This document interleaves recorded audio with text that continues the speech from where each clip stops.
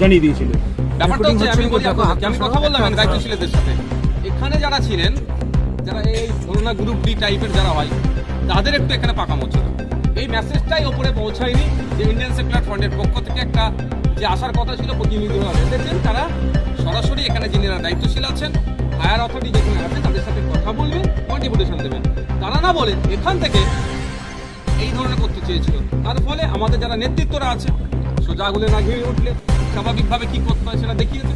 তারপরে পরে আমরাও যোগাযোগ করলাম যে আমি নিজে আসতে চেয়েছি।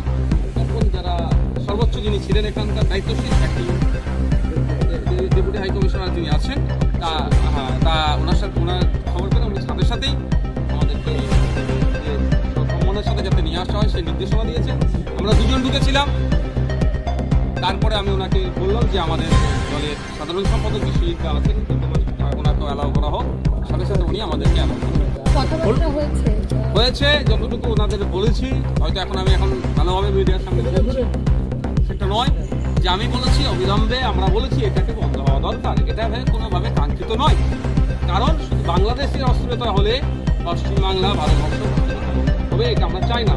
কারণ বাংলাদেশের ইন্ডিয়ার ডেভেলপমেন্ট, সাউথ এশিয়ার ডেভেলপমেন্ট আমরা চাই। বাংলাদেশ ইন্ডিয়া যে আমরা ভ্রাতৃত্ব মৈত্রের দেশ, আমরা সেরকমভাবে থাকতে চাই। সুতরাং ওই যে পতাকাকে পায়ের নিচে রেখে কুচিলাচ্ছে এটাকে আমরা মেনে নিতে পারি না। কারণ আমাদের দেশে আমরা বাংলাদেশের পতাকাকে দেখুন কত সুন্দরভাবে উঠে দিচ্ছি। কেউ তো আমরা বাংলাদেশের হাই কমিশনের পতাকা নিয়ে কোনো প্রশ্ন করছি না। আমাদের দেশের পতাকা আমাদের কাছেও যেমন গৌরবের, আমাদের কাছে যেমন আবেগের। বাংলাদেশের পতাকা বাংলাদেশের কাছে আবেগের, কিন্তু আমাদের পতাকা নিয়ে কেউ ছেড়ে করবে এটাও